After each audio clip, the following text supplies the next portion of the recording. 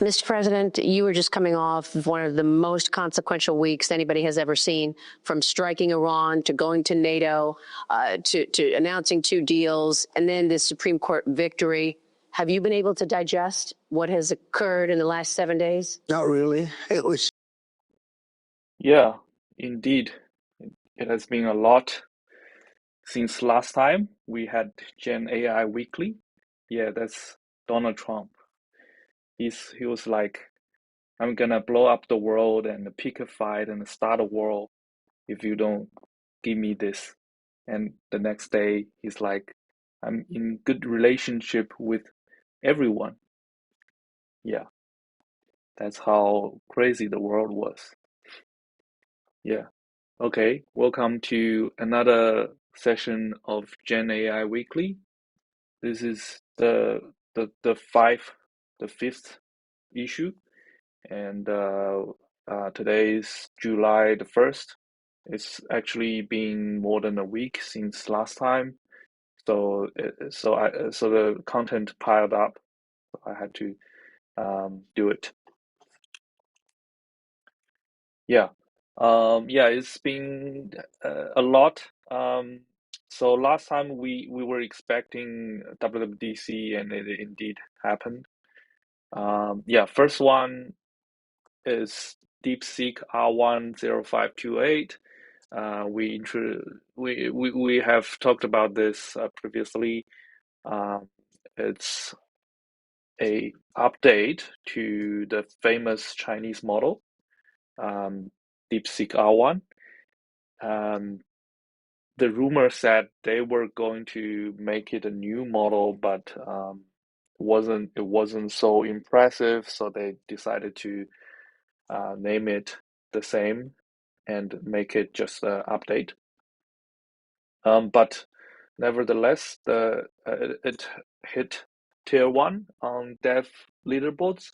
After we introduced it last time, or the week before that, um, it took a while for the results to come. And when I checked it, so now it's tier 1 again, just after Google and Anthropic's models. Okay.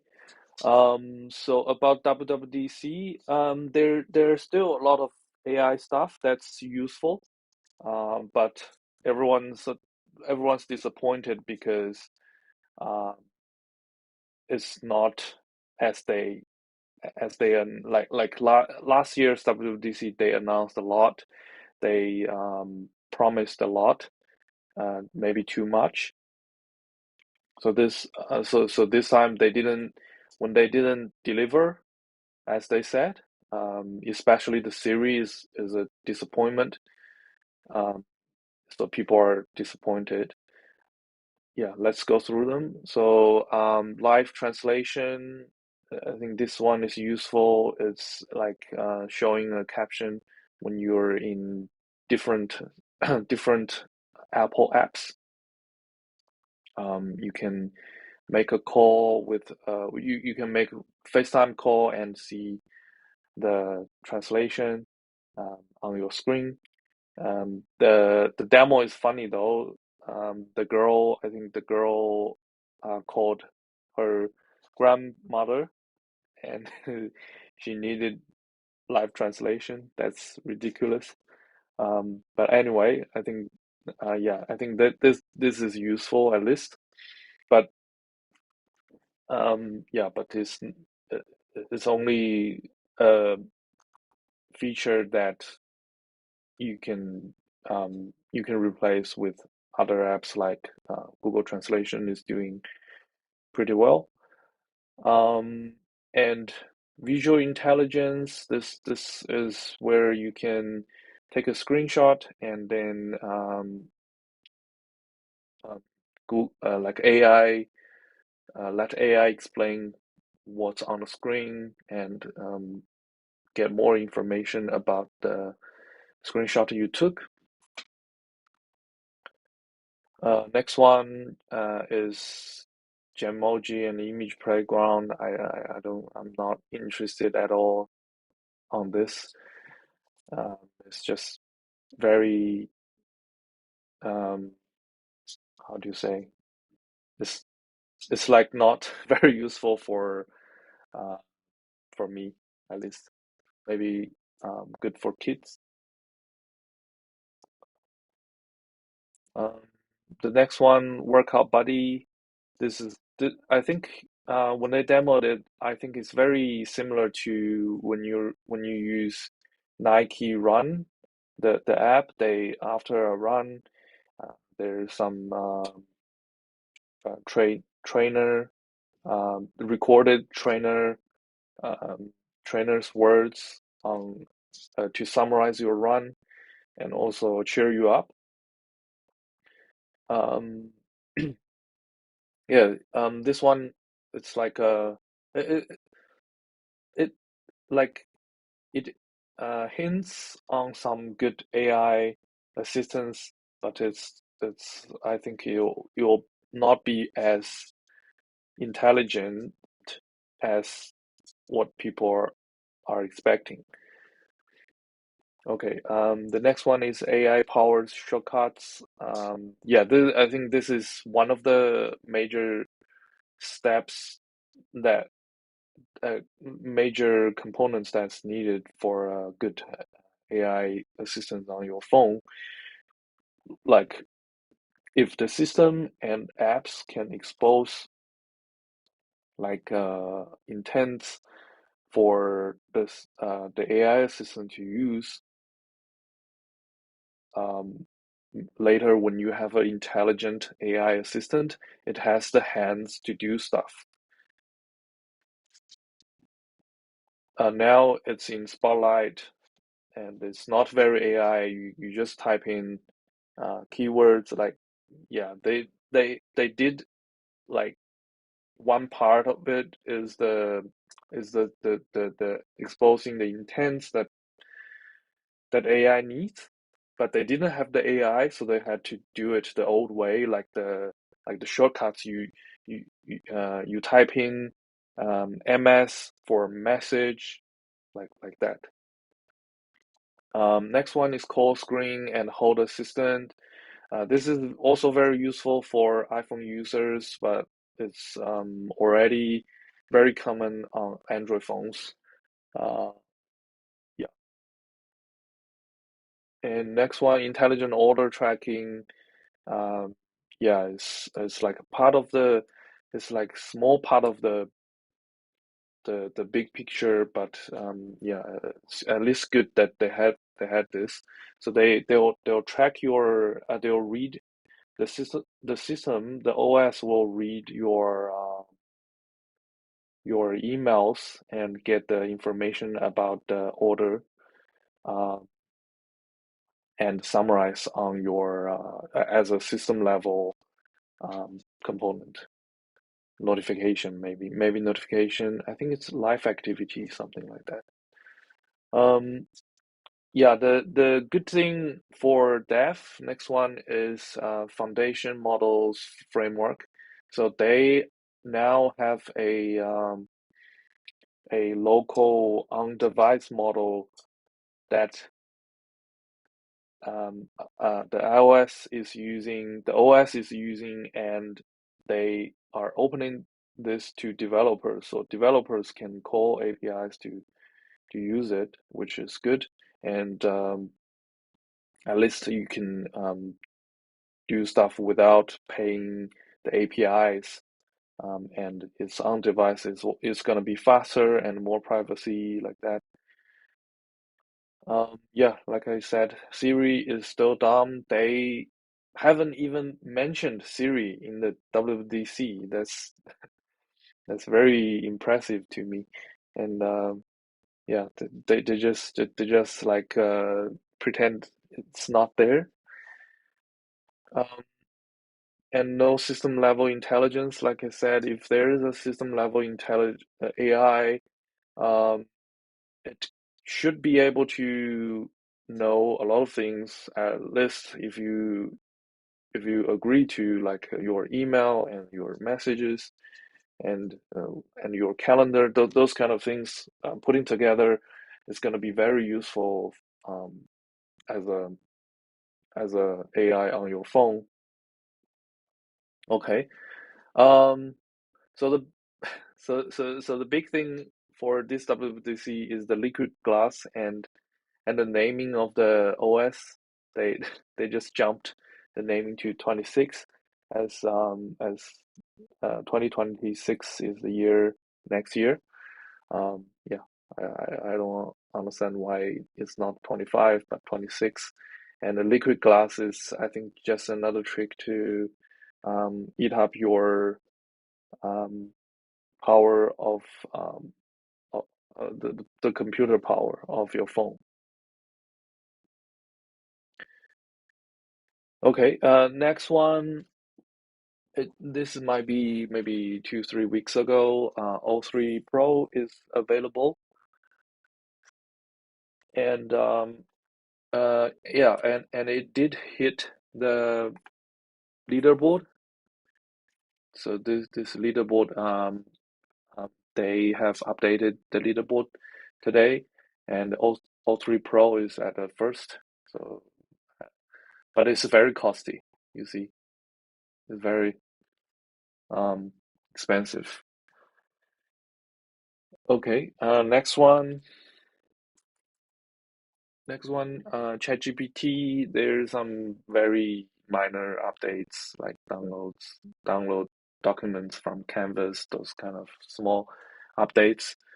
Um, yeah, and I heard news today that ChatGPT, OpenAI, the whole company is taking a full week off because Meta is just digging talents from them,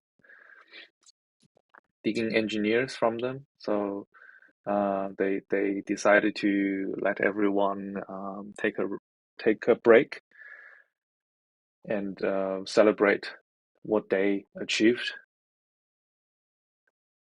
I think other companies are catching up, like Claude. Yeah, next one is a big thing. So Claude is changing their pricing. Claude Code is changing their pricing strategy and making it a bit cheaper than before, but still very expensive. But this tool is getting very popular among engineers, um, among developers, because it's very capable and not like not only good for like demo projects, but also good for very big projects.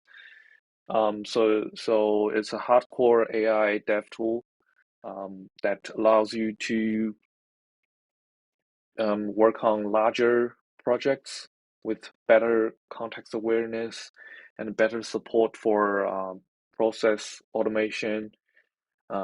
Yeah, those kind of engineering considerations.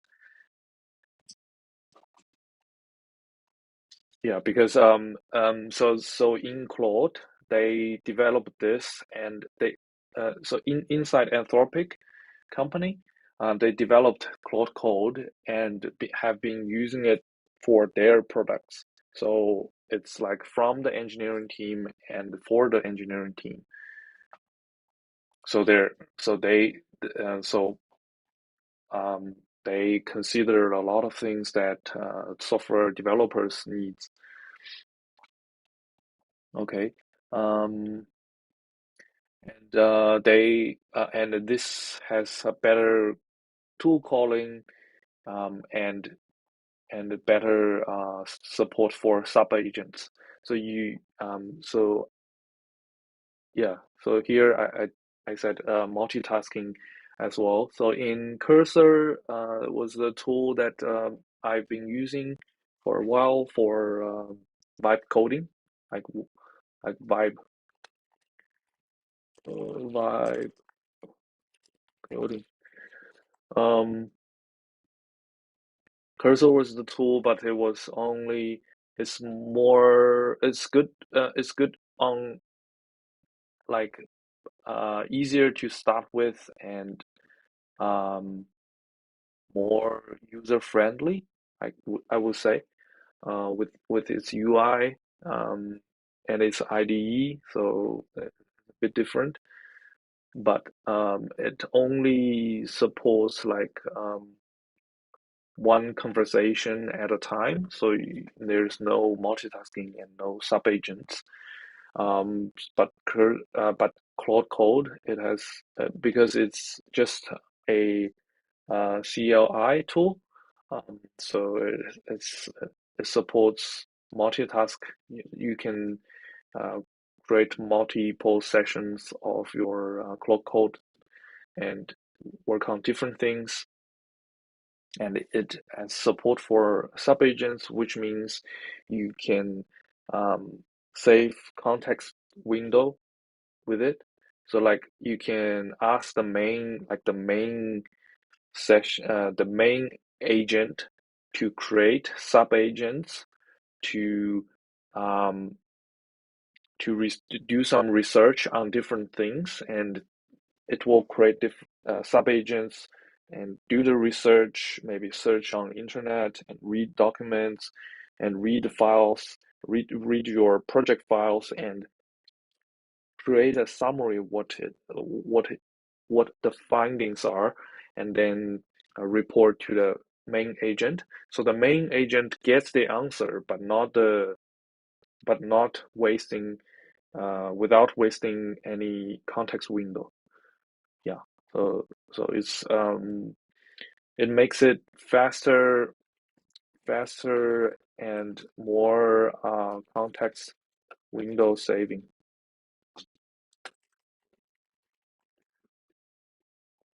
Okay. And it has no UI. So the Cloud Code has no UI. So it has some disadvantages, limitations, but it has advantage of the CLI tool can be used to replace warp. So warp was the tool that brings AI to command line, right? Um, so you don't need to memorize those commands and how to use them. You just use natural language, English and Chinese, to describe what you want to do, and it will recommend the command for you to use. And in the same way, so I because I started to use Claude Code, I don't need that anymore. So you can just um, do Claude Code inline, and then it will tell you it will run the command, whatever command you need on your behalf. And next one is async potential. Is async potential? Yeah, so you can, because it's a CLI tool, you can use it in different ways to automate your workflow and do it in asynchronous way. So you run it. So you don't need to be there when it uh, if you give it full control of your computer, like you do what they call it is the YOLO mode. So you give it all the permissions to run any commands and browse any network, browse any web page. It can do things for a long time, and you can just do some other task and come back when it finishes. But yeah, there is some security aspects you need to consider, like maybe you want to create a container for it to run in so it doesn't mess up your computer. Yeah. So yeah, that's what I'm exploring now. Yeah, there are a lot of tools that I will talk about them later, and what their reason. So so Claude, the Claude engineering team, they um, talked about why they created CLI tool instead of something like Cursor, a IDE like Cursor. So they I think this makes sense. So they said it's if you are creating a UI that's like traditional UI, you might be wasting time when the conversational user interface comes. So yeah, so they claim it's very prepared for the conversational user interface. So you just talk to your app instead of clicking and instead of viewing the UI and clicking a button, those kind of things. So more conversational. It's like ChatGPT.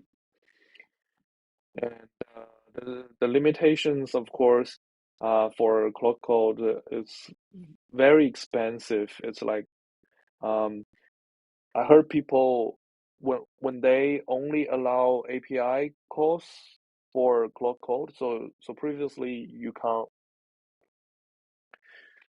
can have a subscription for Cloud Code and use it without counting your API costs. And at that time, spend people can spend like thousands of dollars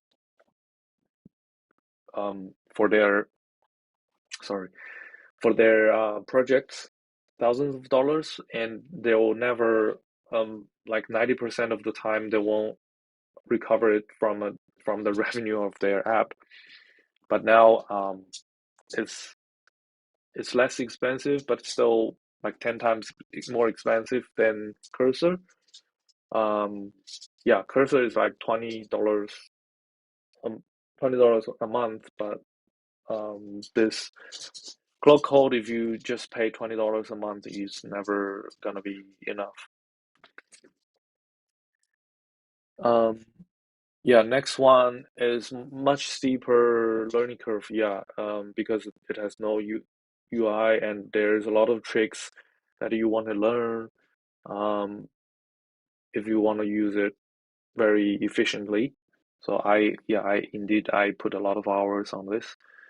And the next one is suppose only Claude models. That's very bad. And yeah, and if they open it, I think it's gonna be better.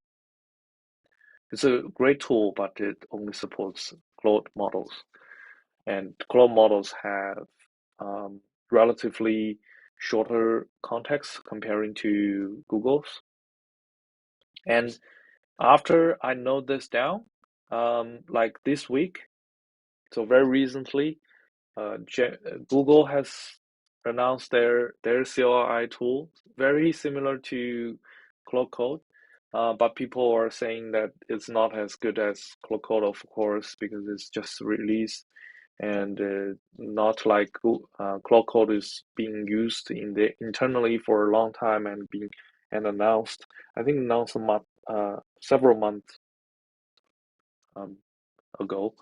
Um, So, but a good thing for Gemini CLI is it's open source and it's much cheaper. Google is very generous on um, the quota it can use you can use before it runs out.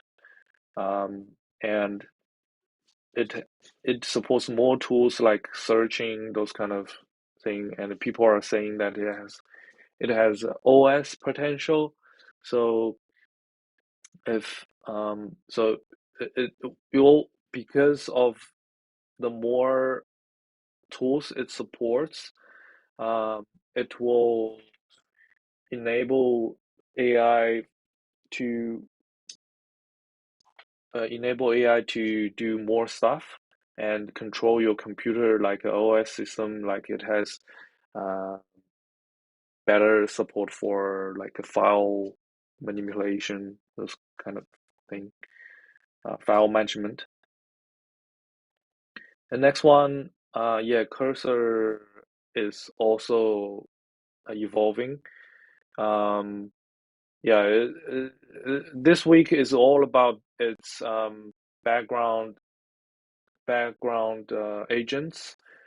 So the background agents now supports Slack, so it will act as a agent in Slack, and you can just tell it in Slack what it needs to do and maybe forward the issue, maybe Jira tickets or GitHub issues to it, and it will create. Maybe it will later come back with pull requests and do stuff in the background. And yeah, so I got this screenshot from one of the one of Cursor's main designers' uh, Twitter account. Yeah, they were hinting about some new updates coming. So it's like background. So it's like background agents. You can start multiple agents and multiple in progress, and you can monitor the status of them. And yeah, it will be like you are leading a team of engineers. It will be very powerful, right? And now actually today they have made it um, made a made it official. So yeah, so time flies. So that's why I had to do it. Otherwise, all this news becomes old news. Okay. Next one. Yeah. So I think before this several maybe 2 weeks, I didn't see the future of vibe coding or software engineering in AI world like this. But now I can clearly see everybody's working on this background agents, and because the models are becoming so good at doing things that it doesn't need you to monitor it all the way. Yeah. So the future is like you will have very automated um, workflow for the agents to work on it, and it has a clear input and a clear output. And maybe like imagine um, you can just feed some AI generated meeting notes to a, a software engineer AI agent, and it will come back with three solutions after 10 minutes. It comes back with three solutions for you to choose from. You are like leading a team of engineers instead of working on your own, right? Yeah, so that's very exciting future. Um, okay, the next one is Gemini 2.5 Pro official release is there, and no more preview. So it's coming out of preview. It's just regularly like enhancing their model, but this one is still not on the leaderboard. So the result is not coming back. Is not back yet. And next one is Robotaxi rolling out in one of the American cities.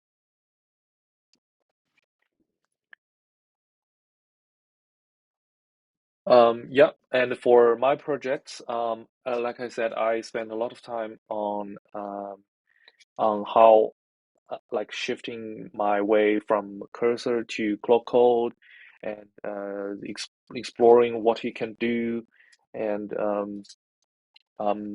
yeah, for my projects, yeah, I'm trying to optimize the AI agents flow. Um, using Cloud Code and some other tools like Claudia and Vibe Tunnel, this kind of tool to build my own workflow. Um, yeah, I see it's very promising, and I hope I can make it very um, like make a closed cycle of development. Like if I give so what I want to achieve is I give a task to AI, it will make one implementation and then test against the standard, and then get the results and then iterate, right? So after several iterations, it will be it will be satisfied with the result and then hand it over to me. Yeah, that's the workflow that I want to achieve. Like for iOS development, I want the agents to be able to see the results from automated screenshots, those kind of MCP servers. Yeah, so I need to connect the dots. Yeah, for the interview genie, the key management is done, and I'm working on the auth and the payment system, so it's more complete for the market. And then next step, I'll do the marketing short video. Yeah, and I feel I'm a bit behind the schedule for my next project, so I may start my next project right away before this one finishes, because I see a lot of work on the marketing side. Um, it will take longer. Yeah, but I think this, because Interview Genie is just one small project of mine, and I don't want to waste too much time on it. I don't want to spend too much time on it, and I don't want to forget my main project, which is the next one I'm going to do. Yeah, yeah. So looking forward to it, and stay tuned for the next session. I hope it won't take this long for the next session to for me to do the next session. I'll still try to keep it once per week, so it's more like a weekly, not a monthly. Okay, thank you guys for watching. See you next week.